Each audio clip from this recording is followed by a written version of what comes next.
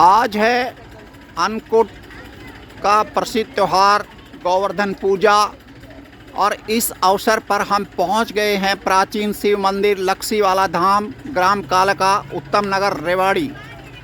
यहाँ के महंत प्रसिद्ध संत उत्तम गिरि जी महाराज ने इस मंदिर को इतना भव्य बना दिया है कि यहाँ लोगों का प्रतिदिन आना जाना लगा रहता है। और आज उन्होंने यहाँ पर एक बहुत बड़ा भव्य अन्नकूट का आयोजन किया है। आइए हम मंदिर के अंदर की तस्वीरें और बातचीत कैद करते हैं।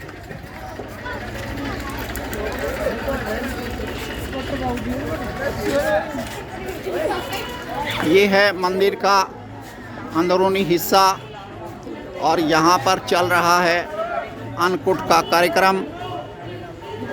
अभी शुरुआत हुई है और कुछ ही देर में ये भीड़ बढ़ती चली जाएगी। महंत जी ने वर्ष में 2 आयोजन करने का यहाँ पर निश्चय लिया हुआ है। एक आयोजन नवरात्रों में और दूसरा आयोजन अन्नकूट के सिलसिले में करते हैं। ये उत्तम गिरि जी महाराज का भव्य आश्रम, ग्राम कालका, उत्तम नगर, रेवाड़ी। पहले यह बहुत ही एक वीरान जगह में ये मंदिर स्थापित हुआ था और इसका विस्तार भी उतना नहीं था, मगर अब महंत उत्तम गिरि जी महाराज ने यहाँ आकर के समझो कि जंगल में मंगल कर दिया है। आइए कुछ और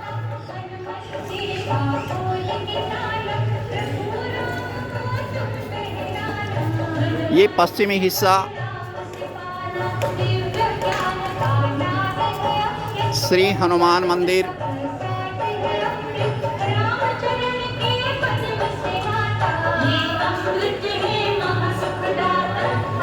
मंदिर का अन्य एक मुख्य हिस्सा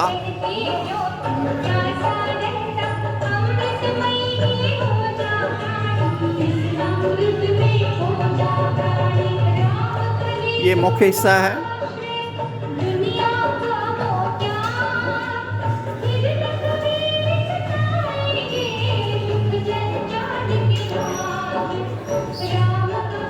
ये एक अन्य यहाँ पे आराधना का स्थल है।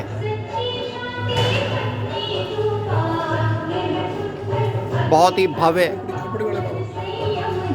और एक बहुत ही खास झोपड़ी वाले बाबा के नाम से ये जगह मशहूर है। ये महाराज जी ने बहुत ही मनोयोग से बनाया हुआ पूजा स्थल।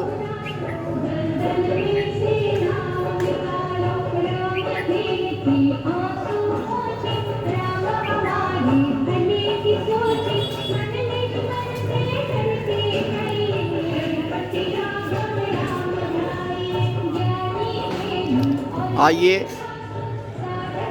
ये मंदिर का जय अन्नपूर्णा भंडार है। महंत जी सामने से आ रहे हैं। इनकी निगरानी में पूरा आश्रम चलता है। हजारों लाखों श्रद्धालु पूरे वर्ष भर इनसे आशीर्वाद प्राप्त करते हुए अपनी मनोकामनाएं पूरी करते हैं। महंत जी स्वयं भी पाक कला में इतने पारंगत हैं। यहाँ जब भी 2 बड़े आयोजन होते हैं, अन्नकूट का और नवरात्रों में, स्वयं महाराज जी कावड़ का भी महाराज जी बता रहे हैं कि आयोजन होता है और खान पान की व्यवस्था की निगरानी खुद महंत जी करते हैं। ये खुद उसके विशेषज्ञ हैं।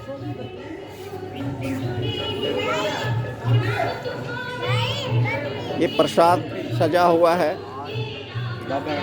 और इनके जो सेवक हैं वो बहुत ही निष्ठावान हैं। हर मौके पे आज के आयोजन में कढ़ी, सब्जी, बाजरा, मिठाइयाँ बहुत अच्छे ढंग से।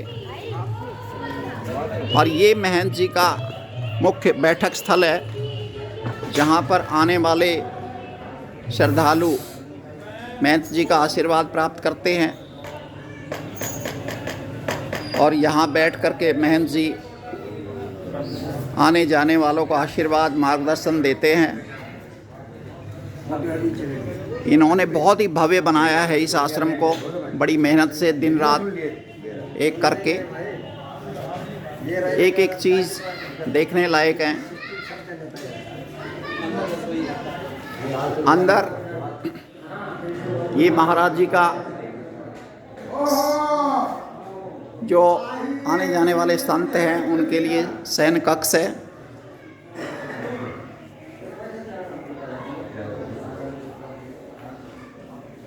बहुत ही शांति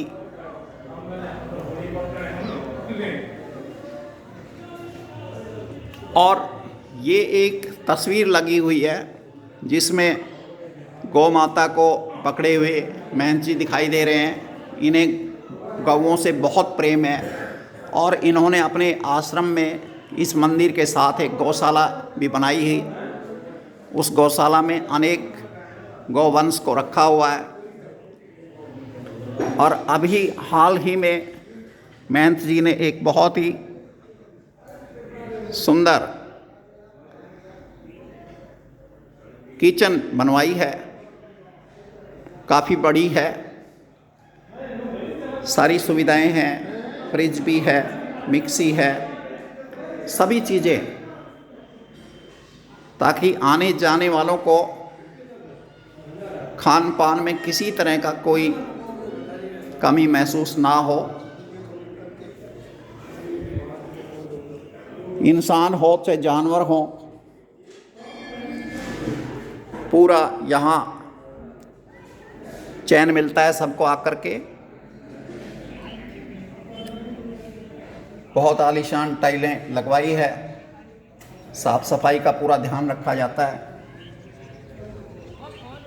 और ये है महंत जी के आश्रम का बाहरी हिस्सा। मंदिर का एक अन्य हिस्सा सामने दिखाई दे रहा है। ये मंदिर का उत्तरी हिस्सा है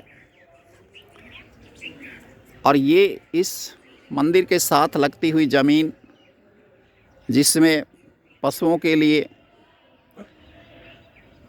खेती की जाती है और आश्रम मंदिर के लिए अनाज का उत्पादन होता है। सामने गौशाला आप देख रहे हैं, अलग से एक भव्य गौशाला जिसमें गौवंश रखा हुआ है।